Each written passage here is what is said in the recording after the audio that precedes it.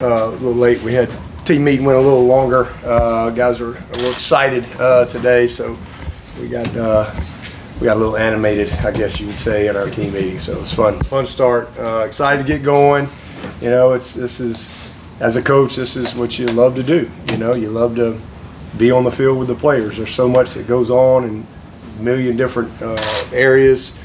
You know, this is ultimately why you coach. You get to be with the players. You get to get on the field, and more importantly, you get to, you know, build a team. And even though we all have the same, you know, wear the same color jersey, and you got the paw and all that stuff, it still doesn't make you a team.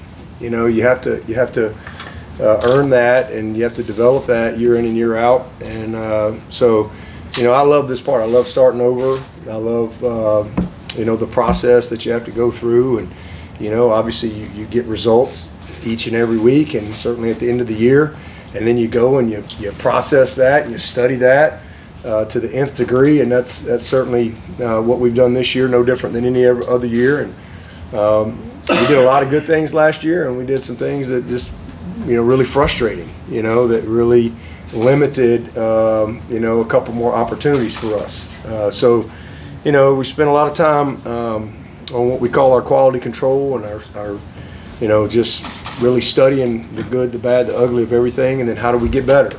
You know, is it personnel? Is it scheme? Is it coaching? You know, whatever, talent. You know, are we not teaching it the right way? You know, what is it? And then you attack those things. And even though you know you've got this information, it's still a new team. You're not automatically, you don't get to carry touchdowns over, right, from last year. And you don't automatically, just because you were 8th in the country in defense last year, I don't mean you'd automatically get to start. Okay, we were a great pass defense last year, all right? And so you can't neglect that, all right? We got to create consistency in that. But okay, as we study our defense, we were really, really good defensively, but we weren't the type of scoring defense where we were like 32nd in scoring defense. Now, why is that? Well, number one, our offense scored a lot of points for the other team, all right? That's a problem, okay? You know, when you're down 14-0 and you've given up -5 yards, that's a problem. That's going to affect your scoring defense, for example. But then also, okay, you're 8th in the country in defense, but then you look and you say, man, we were really bad in red zone defense. Now, first of all, they not many people got to the red zone. Very few people even could get there. But when they did get there, they scored touchdowns. So why is that? How do we attack that? How do we improve from that? What do we learn from that? And then the other thing is, when they did get to the red zone, it wasn't from a drive. It was from some type of explosive play. And then flip side, offensively, you look at it and you go, okay, man, dadgum, we were about as good as we've been. Some of the best teams we've had, 15th in the country in first downs. But yet how come your scoring offense isn't what it needs to be? Well, you look at your red zone scoring. Well, we're 100 we're near the bottom. Well, why is that? Well, because we about led the nation in turnovers, in particular fumbles, right? So, and not only turnovers, where the turnovers happened. They didn't just happen, you know, backed up on the -3 yard line or the +3 yard line or whatever. All, you know, they happened in the red zone, going in to score, and next thing you know, that impacts you. We needed 5 more points a game to be a top 24 scoring offense in the country. 5 points. 5 points. And so there's so much good, and when you really, really look at it from the lens that we look at it and the totality of it, man, we did a lot of good things. But the bottom line is we everything for us offensively from 2023 goes back to turnovers. Everything. It's all about the ball. And we did a really, really poor job of that. And too many sacks, too many TFLs. Those are things that we got to correct. Quarterback's got to take the next step. Both sides of the ball, we got to get better situational awareness-wise. Those are things we need to improve on. Again, red zone scoring. We move the ball, 15th in the country in first downs. But, you know, you got to finish in the red zone. And it was missed kicks, block kicks, turnovers, fumbles, you name it, all across the board. And that impacts you greatly. And so it's a very small margin for error, and but all things that we can correct for sure. And then another step in our passing game, and you know, from, I would say, explosive chemistry, if you will. probably be the word I would say. And some of that is just availability. Some of that is just guys taking the next step, minimizing some of these disaster things that we dealt with. But all in all, it's been a good process to go through it. Special teams, when you look at it, no big shocker. Our biggest issues were field goal. And we've tried to, you had a young guy that wasn't ready, number one, but we've also gone and recruited. And we'll see how that translates. But we feel like we've got an opportunity to get better there. And then the other thing is punt return confidence. You you look at Tyler Brown, he averaged almost 15 yards of return, but he lost his confidence, so we had to fire him. And, he wasn't ready for that. And, it was affecting him in other areas. We lost Antonio Williams. He's out. We lost Cole Turner. He's another punt returner for us. He's out all year. So all of a sudden we kind of lost some confidence in that area. Man, thankful for Hamp Green. He kind of bailed us out and saved us, down the stretch and just possessing the ball because we ended up muffing 2 kicks. And 2 turnovers, and those are critical. I mean, it's field position, that affects your scoring, all those things. So, a lot of area for improvement. The other thing, special teams, was penalties. Too many penalties that we had. And then, as you saw in the game, in the bowl game, we were really fortunate to win that game. We studied it. If you give up a special teams touchdown, you got like a 31% chance to win. So we open up the second half. We got 2 quarters to play. So it probably that 31%. That's probably based on a game, right? So I'd say we probably had about a 15% chance to win at that point. But we won. It's hard to overcome those things. And the biggest thing there, when you look at the kickoff coverage stuff, is we led the nation in kickoff touchbacks. I mean, we were elite, and that's a double-edged sword. Sometimes guys, all of a sudden they just take it for granted, right? Crying wolf, right? And then all of a sudden the wolf shows up, and you ain't ready. And that's kind of the case in that last game. So you got to just create that mindset and that mentality that you got to cover every kick like it's coming out with the right technique, the right speed zone, bully zone, hat and hand, everything, and how you leverage the football. So a lot of stuff that we went through that I feel really good about as a staff and as a team as we go attack 2024. And I love how the guys have worked. They've been a very focused group. Leadership has been good. Guys have been very attentive in our meetings and what we've been trying to do, mat drills, etc. So just ready to get out on the field and get started. From an injury standpoint, long-term guys that you guys know that are doing well and working their way back. Sherrod Koval is a scholarship player that, as y'all know, tore his ACL back in November. He's doing great. He's doing really, really well. He's, I would say, ahead of schedule is what they tell me. So, he'll be ready to go by the time we get to the season. Jaden Lucas had the right hip surgery in December. He's doing well, but he'll be out in the spring. Walker Parks, another guy that y'all all know, a starter. He's doing really well. Our hope for him is to hopefully get some type of individual start. Maybe it might be the latter part of spring or whatever, but to really get him into some indie type of stuff and get him back, just moving around from that standpoint. But he's tracking in a good spot. And then Watson Young, another young scholarship player. That had torn his ACL, and so he hopefully will be ready to go once we get to the season. Other long-term, Armand Mason, he's got a stress fracture, so he'll be out for spring. He's a guy that, again, I hate it for him. Super excited about his opportunity. Got hurt in camp last year, and I really hate that for him. Has battled back from that, and now he's got a little bit of a stress fracture, so he'll be out this spring, but should be ready to go by the time we get to the season. Tyler Brown, had the foot surgery. He's doing great. Not ready to go full go yet, but tracking in a good direction, and we do anticipate him getting some type of work at some point this spring. Same thing with Corey and Gibson. He's the high school mid-year kid that tore his ACL at the beginning of the season last year out in Texas. He's doing well. We anticipate him getting some position type stuff and just trending in a good direction. No live work this spring. Jay Haynes, he's coming back from a hamstring, not anything long term, but he'll be back at some point. Noble Johnson's going to be out. Obviously, y'all know about his situation. He'll be out for the spring.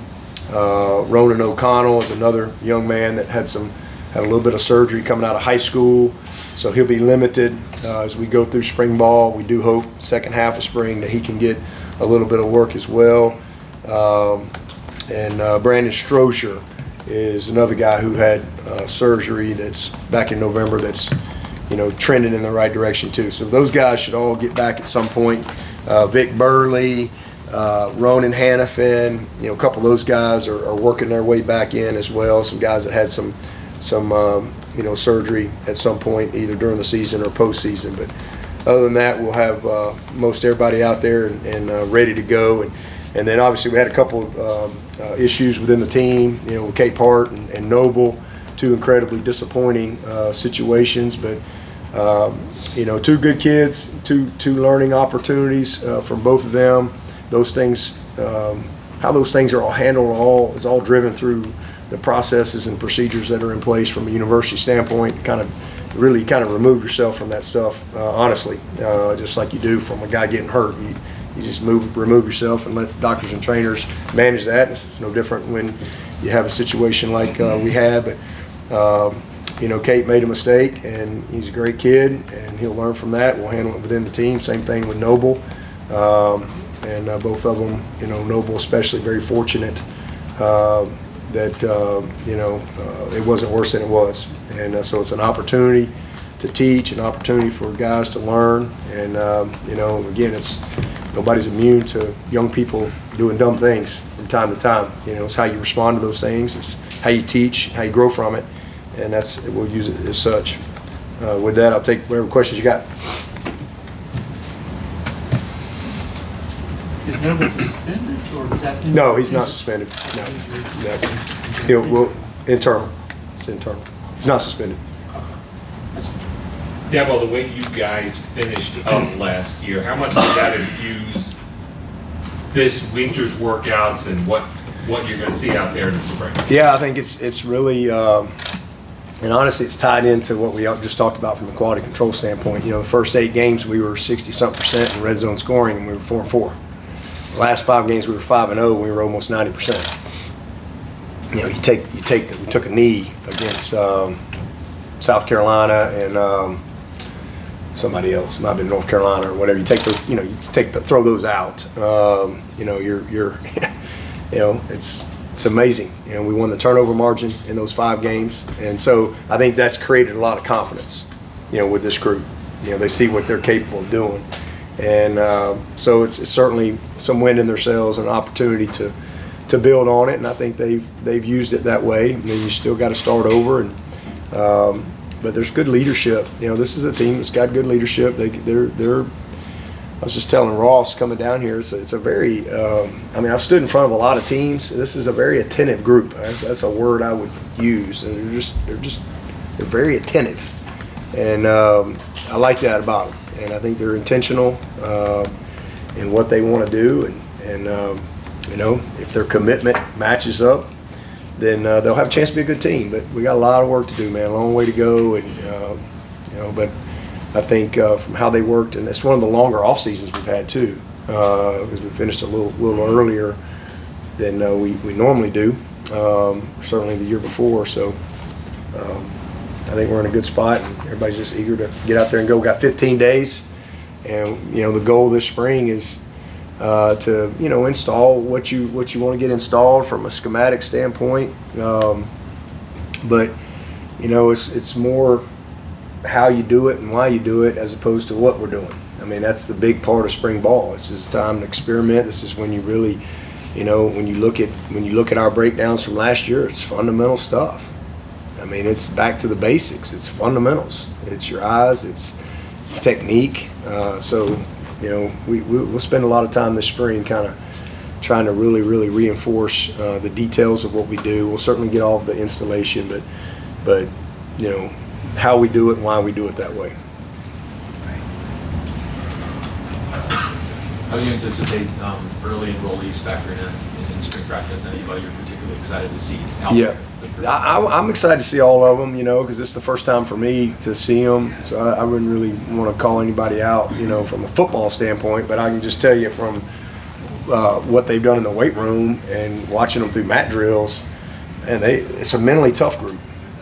I mean, that's one of the things I told the seniors in our senior meeting today is I'm really impressed with this young group. They've got a mentality that's hard to coach. It's hard to teach that. And at the end of the day, to win at the highest level in anything, you got to have a certain mindset. And I have seen that from the group. I haven't seen anybody cave. I haven't seen anybody hit the wall. I've seen, and that's a real credit to our staff and the recruiting, because you try really hard to recruit that. We're not always perfect, but I really like these last couple of 2 or 3 groups that we've signed. I think we got the ingredients, and so we're excited about it. Seen some good effort and guys that have caught my eyes. Again, whether it be what they're doing in the weight room, just how they handle themselves, how they worked at mat drills. But now we got to get into the football side of it. So we got 16 of them here. So majority of our teams here, we got about 7 guys that'll show up in the summers, and we've got a great opportunity to really set a foundation for our team and not just create some depth, and not just functional depth, but elite depth. I think we've got the ability to have a lot of competition at every single position, and hopefully with that we'll create the type of elite depth that we need to have the type of season we want to have. At kicker, obviously you don't have an incumbent. Are you excited about watching those two just kind of battle head to head? And what is the plan? Just give them equal reps and let them go at it? Yeah, I mean, the one thing about kicking, it ain't much subjectivity to it, right? I mean, it either goes through the pipes or it doesn't. I mean, it's a pretty easy thing to evaluate. Now, obviously you got there's more to you got a snap, you got a hold, there's a operation, you got protection and all those things. But as long as all those things are the way they need to be, it's not a hard thing to evaluate. Is the ball up? What kind of consistency? All those things. So we actually started that process at the bowl. We were really fortunate because we had several of these mid-years were able to come, and Nolan was one of them. And man, he was impressive. And I'm excited for Robert. I mean, this guy's unbelievably talented. We've seen a lot of freshmen that have struggled. And that's one of the reasons we made the move that we did, because man, I didn't want to just lose him, and so he just wasn't ready. He just wasn't. And hopefully he's going to have a little reset and get out there and go compete his butt off. Certainly can kick it in the stands. I mean, he can bomb it. So he's off to a good start there, but he wants to be the field goal kicker. So he's got his opportunity, and Nolan's here, and it'll be those 2 guys will battle it out, and we'll see what happens. What does the next step for Cade look like? Yeah. Well, I think the biggest thing when you really study him is he did a great job with the interception part of his game. We had 8 interceptions, and only 4 really were him. So he did a nice job there, and did a great job up until Chappell stepped in. He finished with 8 in the year. 8 in the year, and but only 4 on him. So that part of his game, I'm really pleased with. The biggest thing is just too many disasters, as we call, like disasters or sacks and tackles for loss, and turnovers. He had what? We had 1 million fumbles, and I think he had at least 4 fumbles. So 4 fumbles, 4 interceptions. We'll live with that. He throws 4 interceptions next year. Hey, sign me up for that. All right, I'll be a happy guy.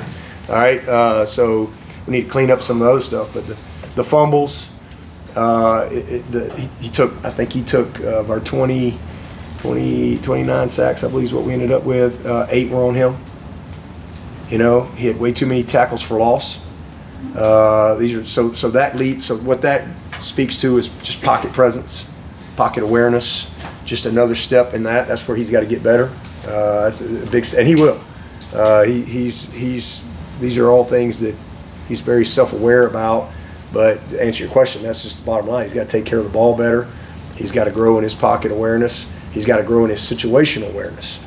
There's a couple situational things that we did that you just boy, some we got away with, some we didn't. And but this is a first-year starter. This is a first-year starter, young player. And what I love, which you saw the epitome of Cade Klubnik and how he finished the season. He never wilted.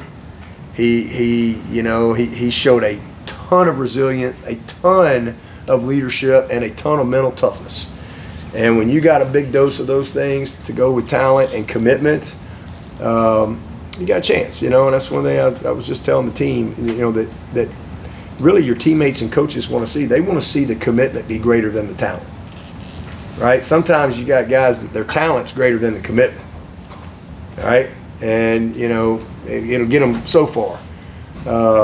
But I want a guy, and that's who he is. His commitment, whatever. He's very, very talented, but his commitment is even greater than that. And that drives everything with him. I'm a big believer in Cade Klubnik. I'm a big believer, and I love everything about that kid. And he's got to get bigger. He's got to get stronger. Some of those fumbles were just he's not strong enough. He's got to have a little more collision.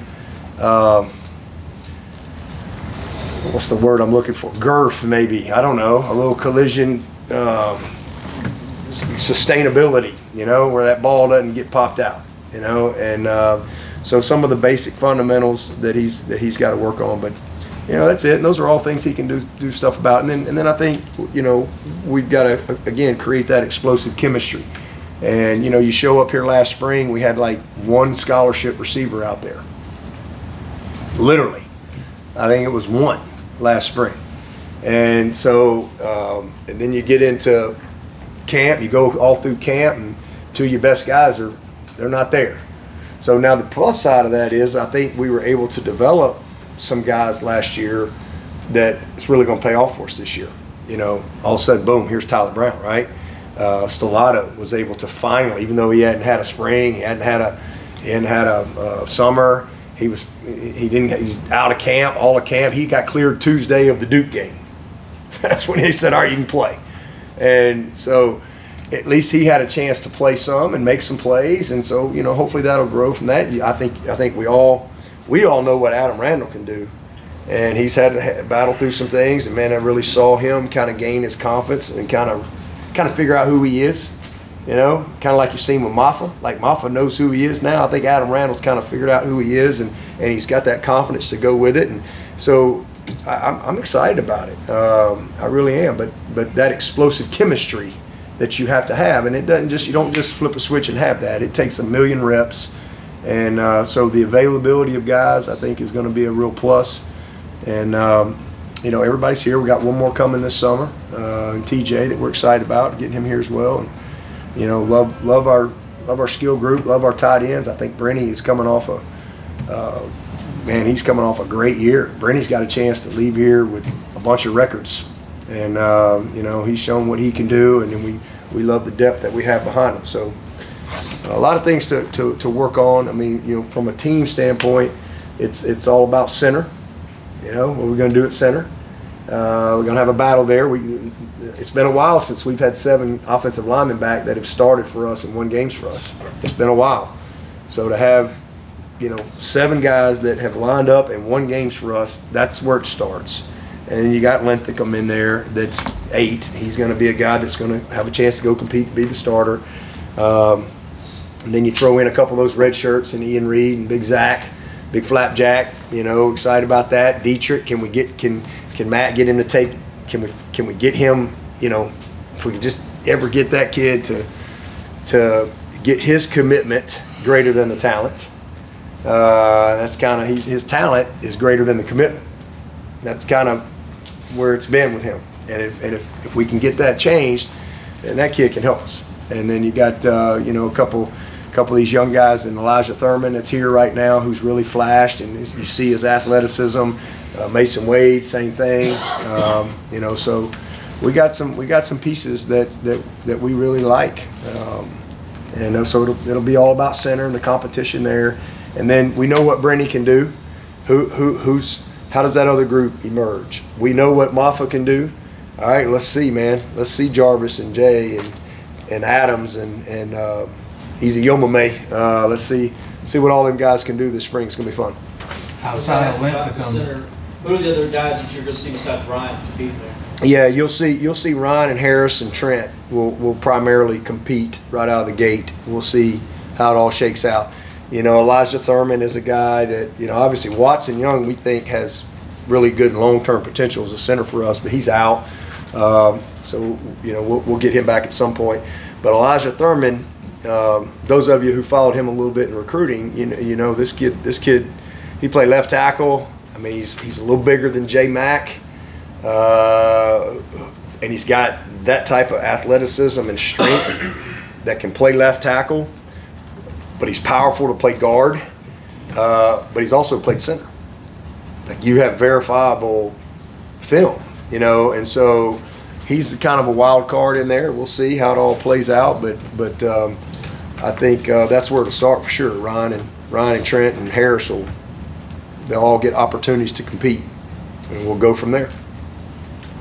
I guess at defensive end, we know T.J. Parker obviously coming back, but who are some of the other guys you hope emerge at that spot? Yeah, well, we're really fortunate. We're really blessed with some guys that have a lot of experience, and so Peter Woods is the guy that gives us he's kind of the wild card, if you will. He gives us a lot of flexibility. So, you know, you'll see Peter and T.J. out there at end, kind of starting out, and because we feel great about our interior guys in Peyton Page. Peyton's at a funeral. Y'all won't see him today, by the way. His grandfather passed away. Eric's dad, his dad's dad. So he's going for that for through the weekend. But Peyton Page, Trey Williams, Kate Part, Steph Island. We got a couple of young ones coming in here that we're really excited about.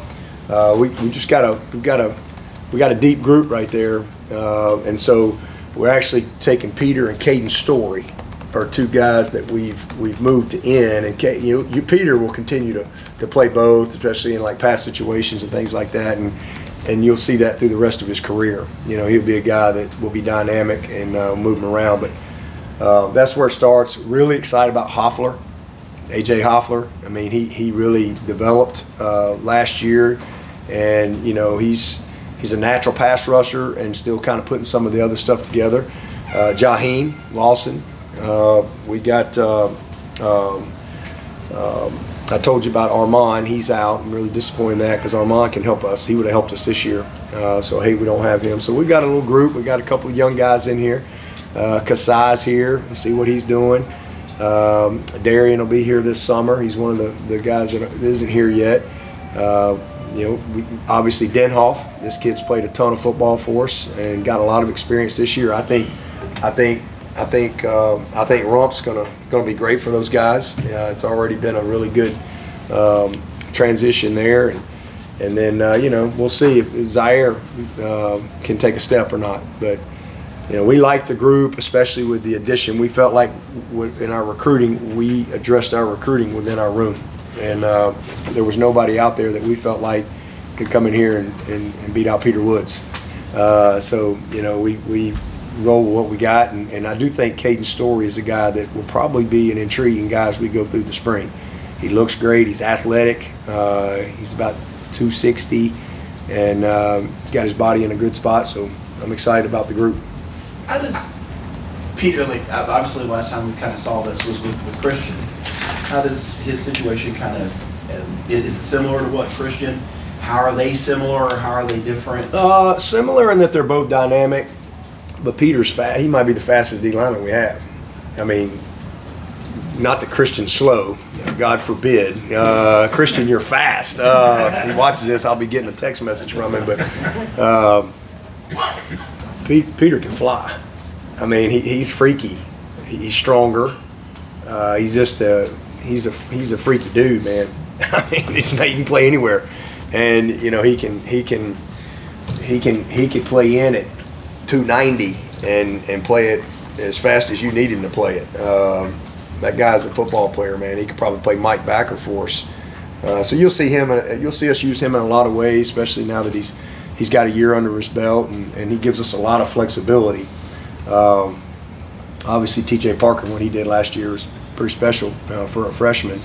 And but you know, he's just an incredibly gifted, fast, explosive, strong, powerful football player. And you know, really understands the game. Played at the highest level. You know, 7A. Played in 5 state championships in a row. I mean, the kid's he's a winner. He's a grinder. He's got the mindset that you want. So all those things bode well for us. After the latest round of off-season developments with college sports, where's your head today about where it's going to be in a couple, 3, 4 more years with, you know, National Labor Relations Board giving a basketball program the right to unionize, more talk of pure pay for play, NIL actually fading away, but the athletes becoming employees of the schools, etc.? I'm voting you for commissioner because you're gonna figure it all out for sure. I haven't figured it out. I'm wondering what you're thinking. Yeah, well, I'm just worried about practice today. That's what I'm thinking. I'm focused on what I control, and that is, you know, my effort, enthusiasm, and attitude to go coach and teach and lead today and inspire and motivate. That's what my focus is. All the rest of that stuff, nothing's changed for me. I mean, there'll be more dominoes coming. You know, what that looks like, I don't know. But for me, man, I'm still about, you know, leading these guys and trying to graduate these players, trying to develop them as men, you know, trying to make sure they have a good experience and trying to help them win a championship.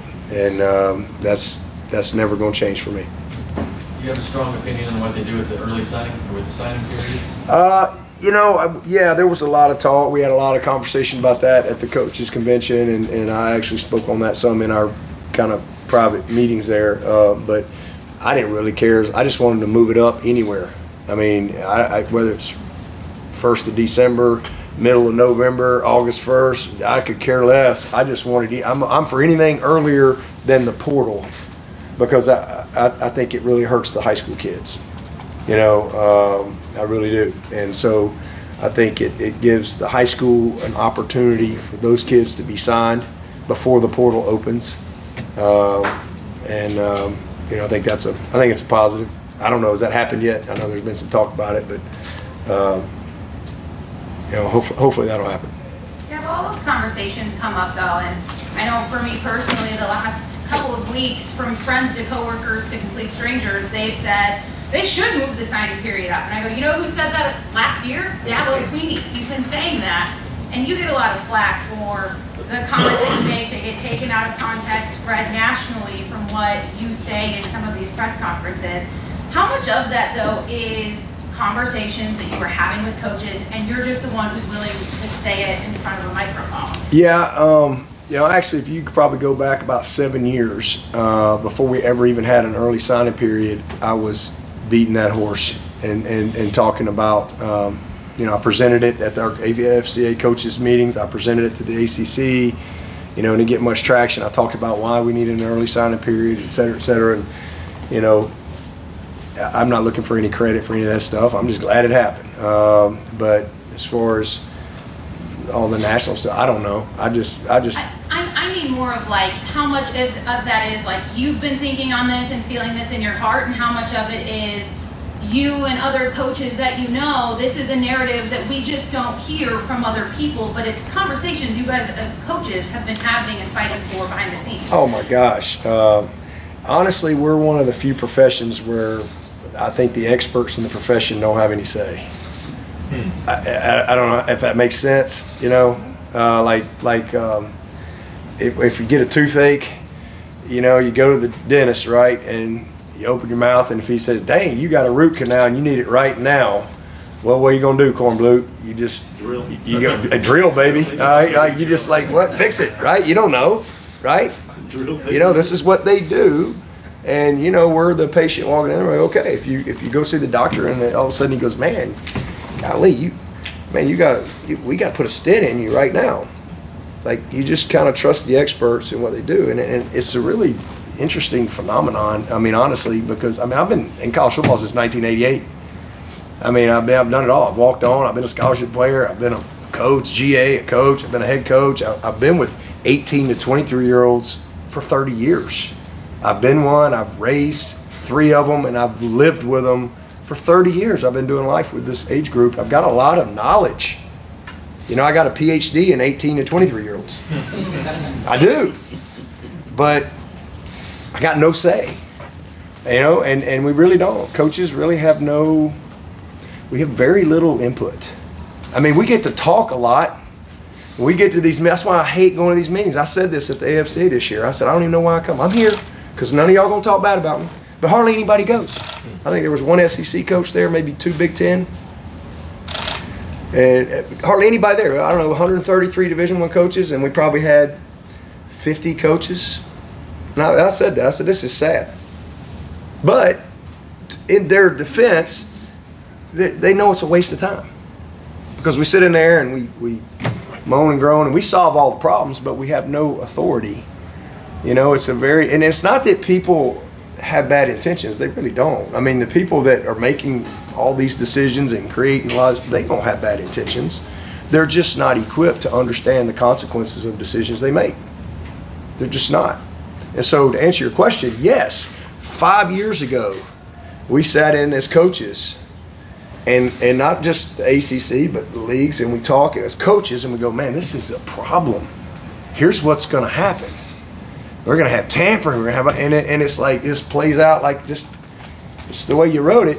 But, you know, all you can do is just voice your opinion. We don't have any, we really don't. I mean, so you get criticized a lot for speaking what you think is your truth and speaking what you think is you know, I mean, it's what you've been equipped, it's what you've learned. You know, I've spent my lifetime, you know, a part of this game and learning and watching and so, you know, it just kind of is what it is. You know, it's like we can all right now, I mean, all the adults can say, man, this train's fixing to just run off that bridge and it's going to crash, and we don't do anything about it. And kind of like that movie with The Fugitive, right? When it's going to go off, and then now we got to go figure it out, right? All right, now what happened? How do we fix it? All right, who's the one-armed guy? All right, how do we fix it, right? And eventually it'll get there. So again, maybe that's an answer to your question too. Sometimes bad things have to happen before things get better. And unfortunately, that's probably where we are in college football right now. Well, what I wanted to get to was, you know, you're on record as saying, if you pay them like employees, I'm out of here. I'll go find something else to do.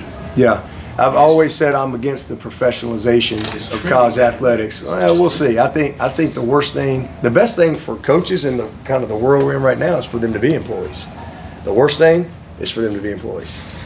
That's not a world that we want for 18-year-olds. I think we've lost our way, and we need to.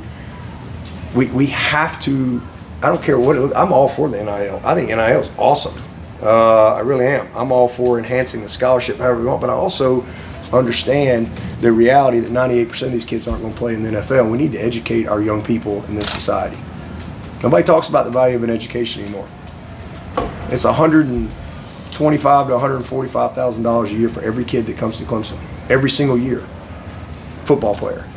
And that's $30,000 to $45,000 in cash in hand and everything that goes in between it. And that's not even counting the NIL. So we've created great opportunity, and we should create more. I just want to see us incentivize education. I want to see us, I mean, there's so many things we could do. We could create 401ks, you know, like the real world, right? If you take your money out early, there's a penalty, you know, but these are 18-year-old kids leaving home for the first time in their life. And, you know, we're sometimes setting them up for failure. And so, you know, it is what it is, but, you know, hopefully at some point we'll find a better place where we're not just firing 18, 19-year-old kids because they, you know, aren't quite as fast as we thought they would be, you know, or they're a little homesick or whatever.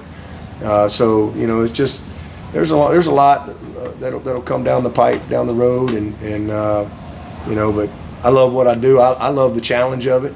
I love the challenge of putting team together and just, you know, focusing on my guys. focusing on helping fulfill the purpose of this program and really the purpose of my life, which is to glorify God, to be a great husband and father, and to use this platform of education in football to build great men. That's my purpose. That's what I do. That's what I wake up and do. That's what drives me. Now the rest of it drives me. That's what's always driven me. And none of that has changed. And I think there's a lot of great things that will eventually come about, but there'll probably be some bad things happen along the way that we'll all learn from, and somewhere along the line somebody will say, you know what, we gotta be a little smarter in this area. Got about 3 or 4 more minutes. Going back to Peter, that you get some competition at quarterback, and how realistic is that during this course of spring practice? Yeah, well, that's we'll see. I'm excited about CV. We signed him with the intention to redshirt him. That was part of what we sold him in the recruiting process. Hey, we're going to redshirt you. Cade's going to be a junior. You'll be a redshirt freshman. He was only 17 years old, so he kind of bought into that plan, and then. He got some reps, you rep, but you get into camp, we were going to rep 3 quarterbacks. You got Cade, you got Helms, you got Paul, you're trying to get ready to play. And so he didn't get a lot of reps. He got mostly mental reps.